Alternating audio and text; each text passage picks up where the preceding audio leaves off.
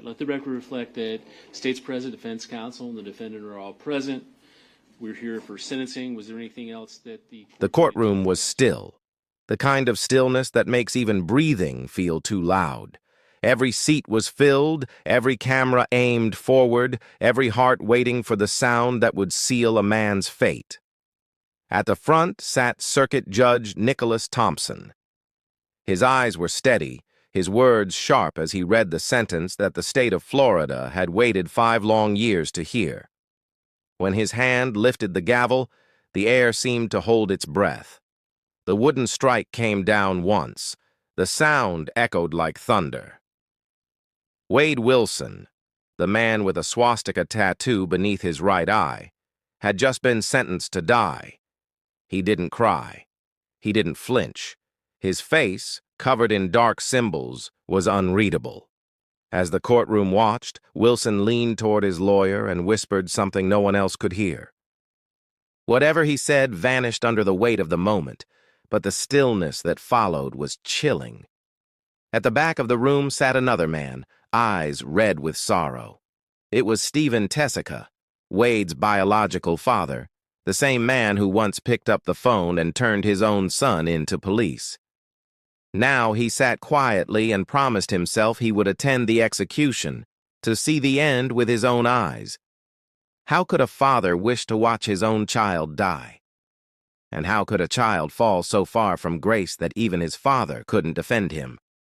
The gavel rested, the crowd exhaled, and as guards stepped forward to lead Wade Wilson away, one question remained suspended in that heavy Florida air. A question more haunting than any sentence. What makes a man kill for no reason at all? No one knew it yet, but the answer stretched far beyond that courtroom, back through a broken childhood, missed warning signs, and a darkness that no one saw until it was too late. That day, Florida believed justice had been served. But what was born in that silence wasn't closure. It was the beginning of a story that would make everyone rethink the warning signs they once ignored. Before Wade Wilson ever became a name whispered in fear, he was simply a baby, small, helpless, and unwanted. He was born to 2 teenagers, barely old enough to understand love, let alone parenthood. At 14 and 13, they made the hardest choice they could, to give him away, hoping that somewhere out there, someone could give their child the kind of life they couldn't. That baby, first named Anthony, was adopted by Steve and Candace Wilson, a gentle, church-going couple in Tallahassee. They already had 2 daughters and had prayed for a son. When they held him in their arms, they believed their prayers had been answered. For the first 11 years of his life, Wade was everything they dreamed of. He was polite, bright, and full of energy. He made good grades, played sports, and laughed loudly in the backyard with his sisters. Family photos from those years showed a boy who looked happy, who was happy. But sometimes, darkness moves quietly. At 13, something inside Wade began to shift. His laughter faded. He became jumpy, suspicious, withdrawn. He started closing all the blinds in the house, saying that someone outside was watching them. He told his parents there were entities in the garage, strange shadows that whispered to him when he was alone. The Wilsons didn't know what to make of it. They thought it was a phase, maybe the wild imagination of a growing boy. But Wade's world was already beginning to unravel. One night, sitting at the kitchen table, he told his parents softly, "I feel like I'm losing my mind." No one realized how true that was. Doctors would later find scars hidden deep inside his brain, the kind left by concussions, car crashes, and violent blows. But back then, no one saw an illness. They only saw a boy slipping away from himself, slowly and silently. It's easy to see a monster when the crime has already been done. But once, before the tattoos, before the rage, before the blood, there was only a frightened child staring at a world that no longer made sense. And that child, lost, confused, and unseen, would one day become the man the world learned to fear. As Wade grew older, the darkness inside him deepened. What had started as fear and confusion soon turned into chaos. Doctors later found that his brain had been injured again and again. 4 concussions, 2 car accidents, and several beatings that left him unconscious. Each one left a scar, small and silent, buried deep in the tissue of his mind. By the time specialists like Dr. Mark Rubino examined him years later, the truth was clear. The areas of his brain that controlled impulse and empathy, the frontal lobe and amygdala, had been damaged beyond repair. Dr. Rubino called it the perfect storm. It was the kind of injury that didn't just make someone angry, it made them dangerous. A person with that kind of damage can lose control in seconds. They can feel rage like fire, sudden, unstoppable, and once it burns, it's almost impossible to put out. But brain damage alone doesn't create killers. Thousands live with trauma and never harm a soul. What made Wade Wilson different was what came after. The drugs, the isolation, and the silence of people who saw the signs but didn't understand them. His adoptive parents noticed the change. They saw him growing distant, defiant, reckless. But they didn't see a predator forming. They saw a troubled teenager they believed they could still save. At 16, Wade began stealing cars. At 17, he broke into houses. By 19, he was arrested for burglary and grand theft. The crimes grew bolder each year, climbing what experts later called the violence ladder. Theft became burglary. Burglary became assault. Assault became kidnapping. And eventually, violence became murder.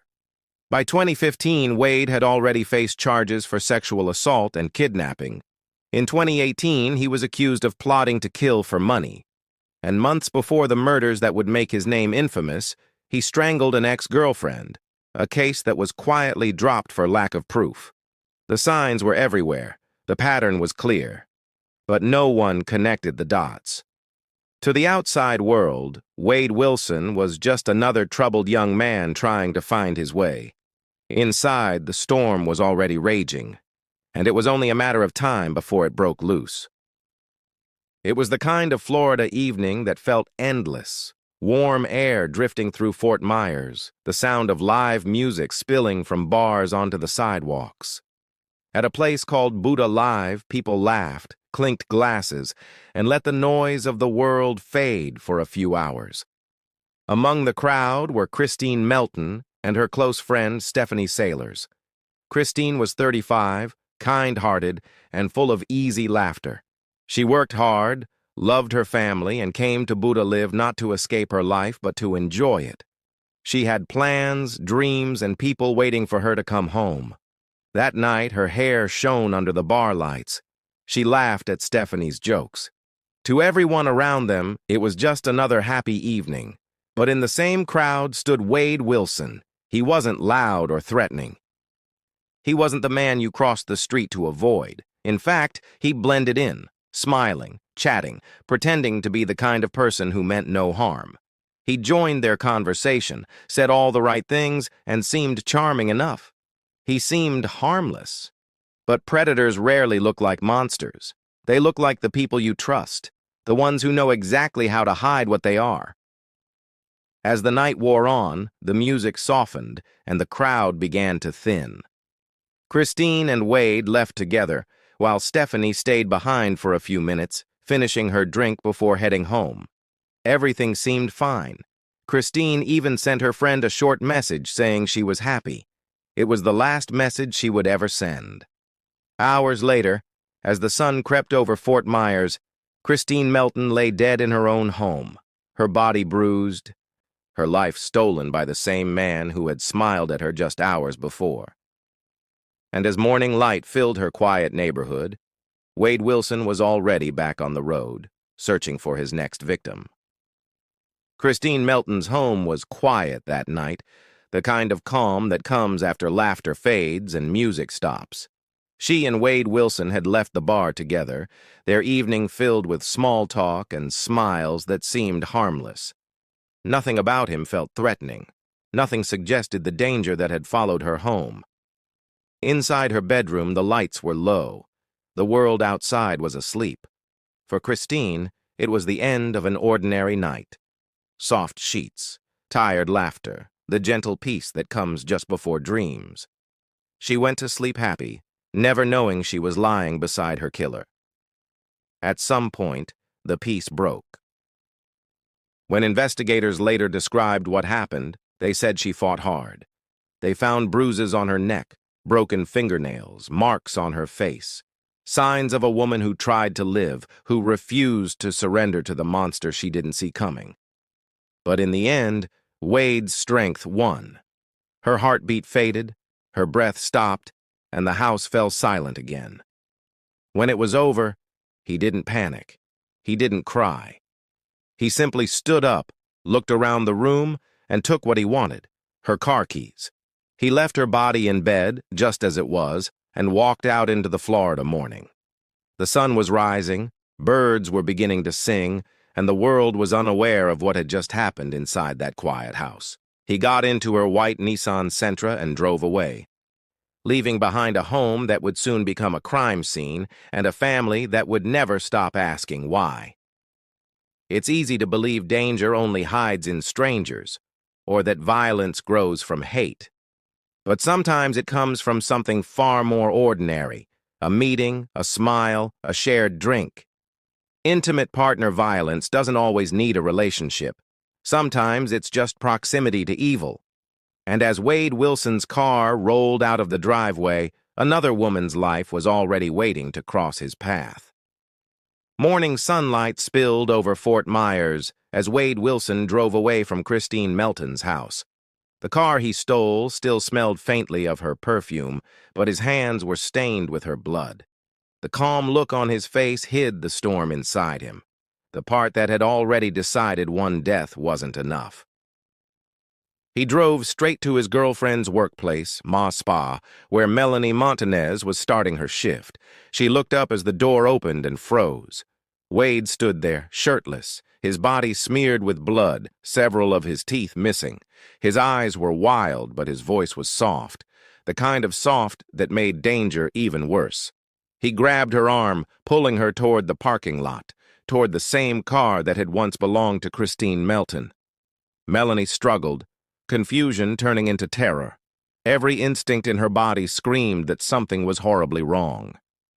If Melanie had gone with him, detectives later said, she would have been next.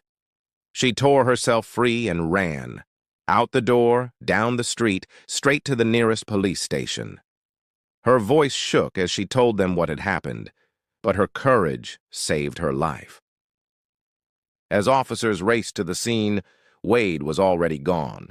He'd slipped away again, blood still on his skin, rage still burning in his chest. Minutes later, on a quiet road in Cape Coral, he spotted a woman walking alone. Her name was Diane Ruiz, a 43-year-old bartender and mother of two. She was heading to work, thinking about her day, unaware that a killer was watching her from behind the wheel. He slowed down and rolled down the window, pretending to be lost. "Can you help me with directions?" The oldest trick in the Predator's book. Diane, kind as always, stepped closer to help. That's when he grabbed her. The struggle was fierce. She kicked, scratched, and fought with everything she had. Somehow she managed to break free and run, sprinting across the field behind a Sam's Club, her heart pounding with hope. For a moment, it seemed she might make it, but the sound of the engine came back, roaring, relentless. Wade turned the car toward her and chased her down. When she fell, he struck again, strangling her until she could no longer fight. Then, in an act of pure cruelty, he ran over her body again and again until there was no movement left. In the span of a single day, 2 innocent women were gone. And for Wade Wilson, it wasn't about money, revenge, or passion. It was about power, the kind that only monsters crave. By evening, the Florida sky had turned a dull gray, heavy with the kind of stillness that comes before a storm. Wade Wilson sat alone, his mind as quiet as the air around him. 2 women were dead, Their names, their faces, their final breaths, none of it seemed to matter to him. But there was one thing left to do. Something that even he couldn't explain. Then came the phone call, the one that would haunt a father forever. He dialed his biological father, Stephen Teseka, a man who hadn't seen his son in years. When the line connected, Stephen's voice was cautious, unsure, but Wade's tone was calm, too calm. "I killed 2 people," he said. There was silence, the kind that freezes the air and makes your heartbeat sound too loud. Stephen's voice cracked when he asked, "Why?" Wade's answer came without hesitation, cold and hollow. "I just wanted to do it." No anger, no sadness, just those words, like a man talking about something ordinary. For a few seconds, Stephen couldn't breathe. The reality of what his son had said crashed over him like a wave of ice. The baby he once imagined growing up happy. The child he gave away so he could have a better life. That same child had turned into a killer. In that moment, Stephen faced an impossible choice. He could hang up the phone and pretend he never heard those words, or he could do the hardest thing a father could ever do. He chose to turn his son in. When he called the police, his voice trembled, but his decision did not. He knew what had to be done. Not to punish Wade, but to stop him. To keep anyone else from dying. Imagine what that must feel like. To give life to someone, then hand them over to lose it.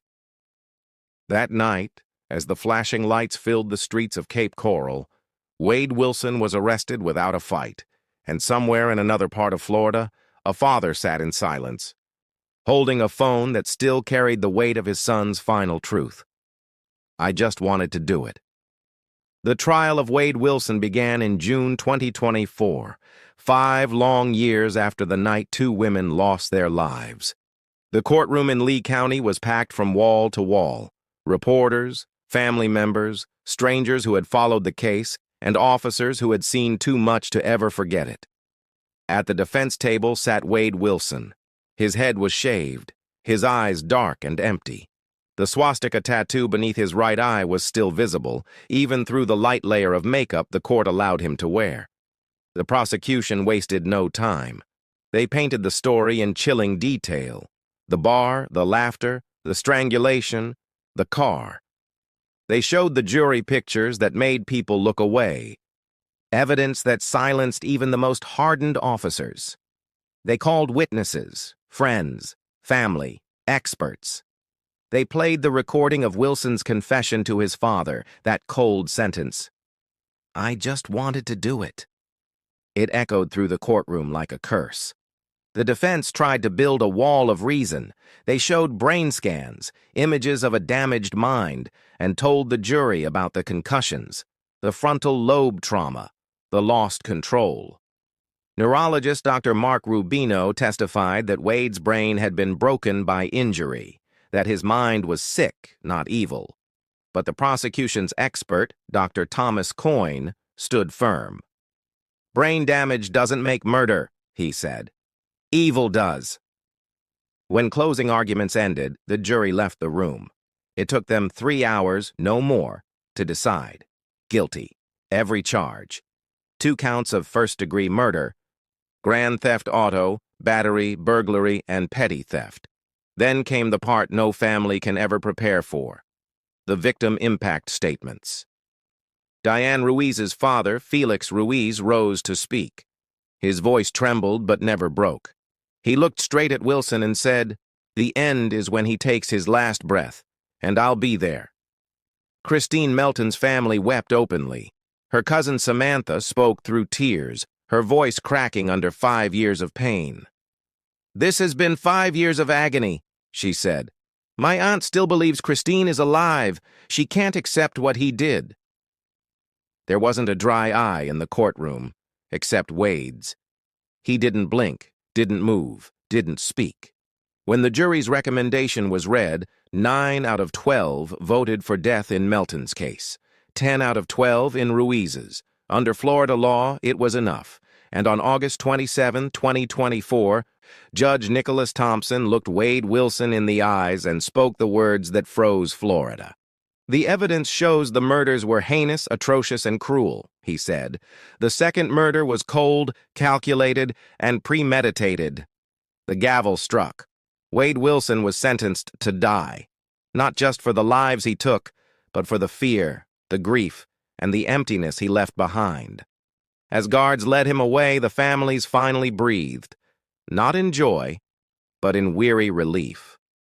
Justice had come, but the weight of loss never left the room. When Wade Wilson first entered the Lee County Jail in 2019, he looked like any other inmate, pale, nervous, and uncertain of what awaited him behind the walls. But time inside changes men.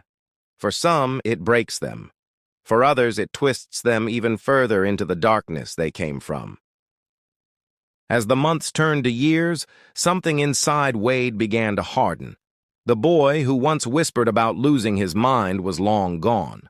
What took his place was colder, emptier, and far more dangerous. He started marking his body again. At first, the tattoos were small, hidden beneath his jumpsuit, but they grew bolder, symbols of hate and defiance spreading across his skin. The most shocking came later, a black swastika carved beneath his right eye, sitting like a challenge to anyone who looked at him. Above his eyebrow, he inked the word glory. Under his left eye, ha-ha. The combination gave him a Joker-like grin, part madness, part mockery. By the time he appeared in court for the final phase of his trial, his face was almost unrecognizable.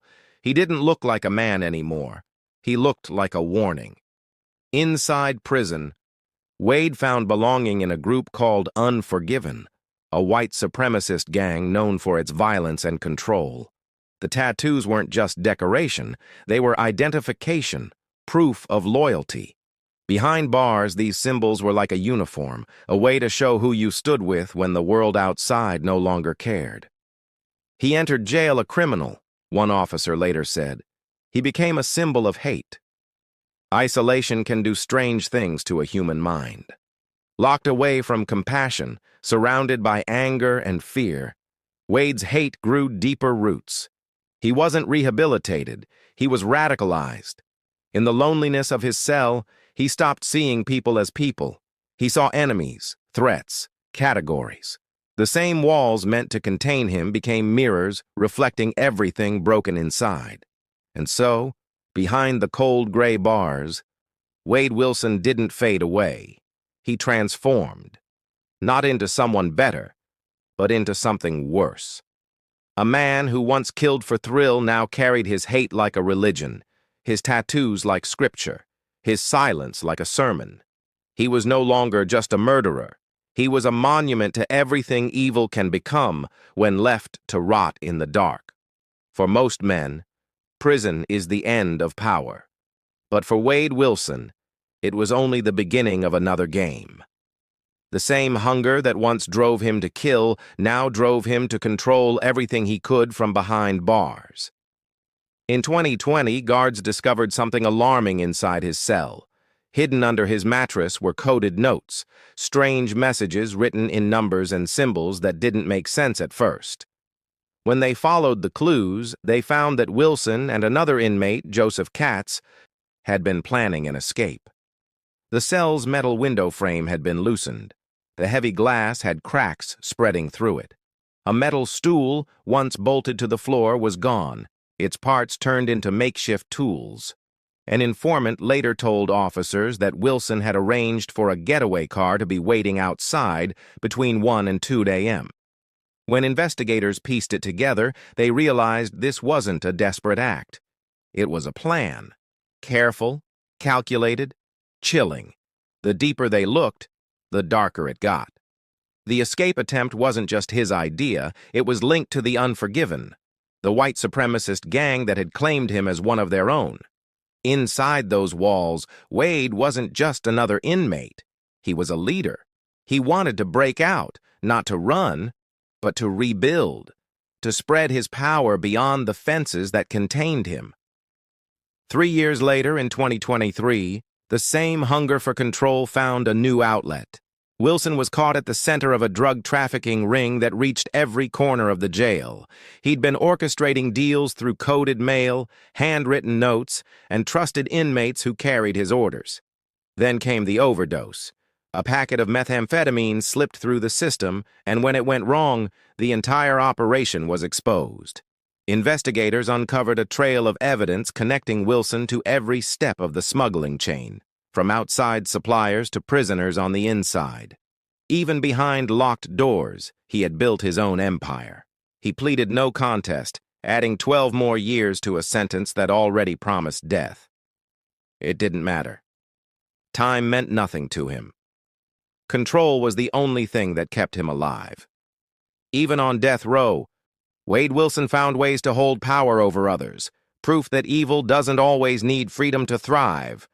Because for some men, power isn't an addiction you can break. It's the only thing keeping them breathing. When the state of Florida finally sets an execution date, everything begins to move with the precision of a clock. Every hour is planned, every step rehearsed. The countdown to a human life ending becomes a ritual.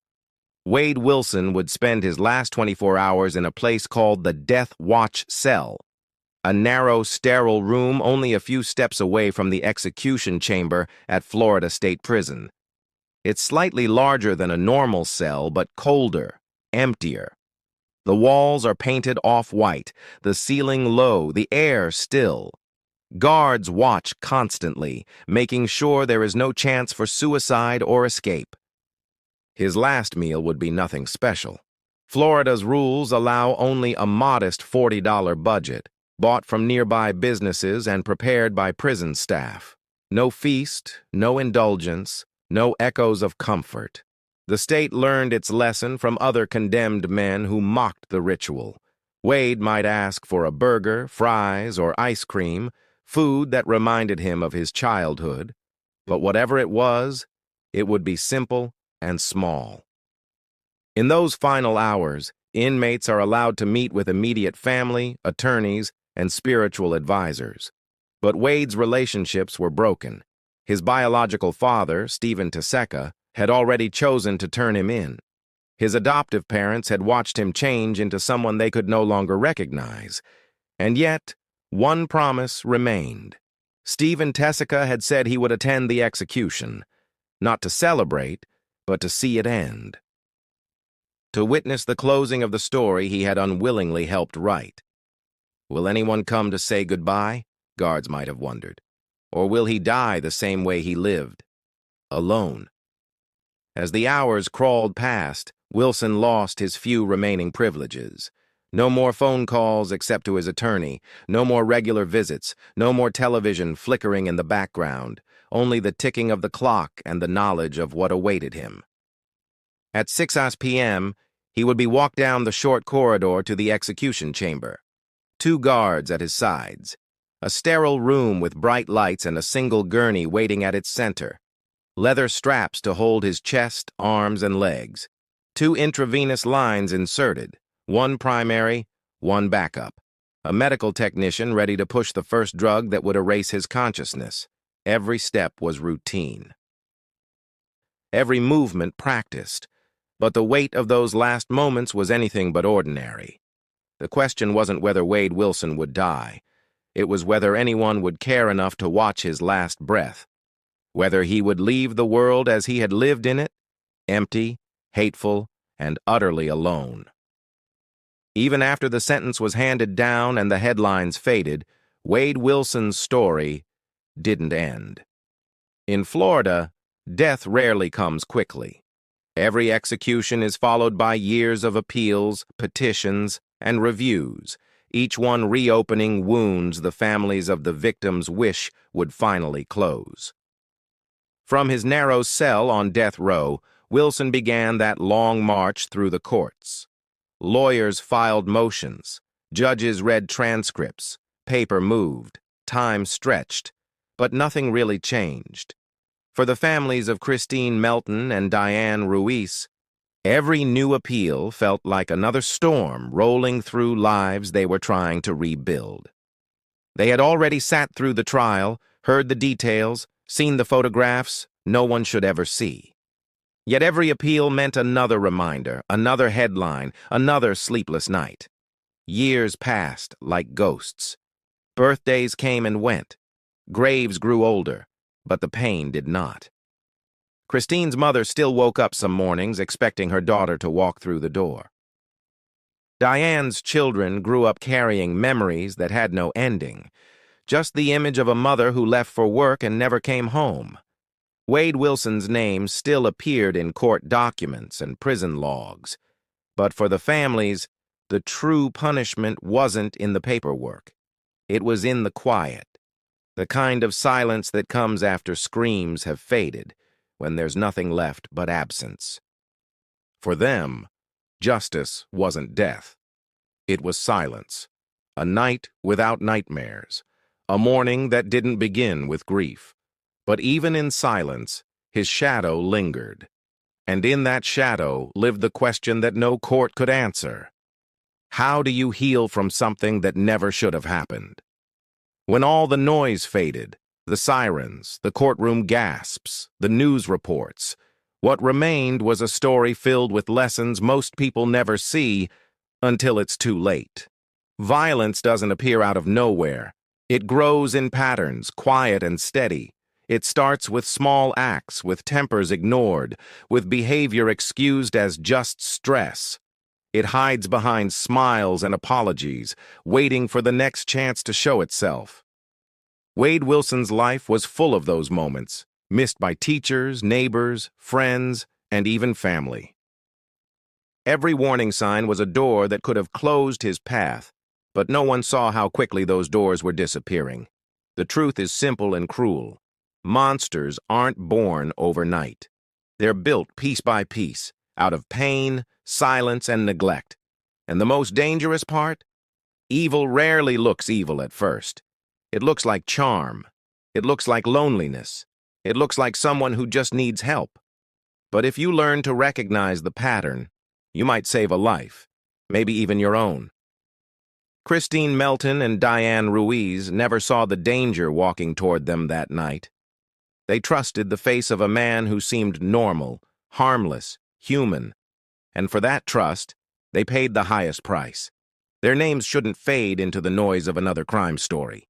They should stand as reminders. For every woman walking alone at night, for every friend who senses something wrong, for every family who sees a change in someone they love. Because awareness is protection, and silence is how evil wins. So remember them, share their story. Keep their names alive, not for views, not for headlines, but because Christine and Diane deserve more than the way they died, and because the next time someone like Wade Wilson walks into the world, recognition, not fear, might be what stops him.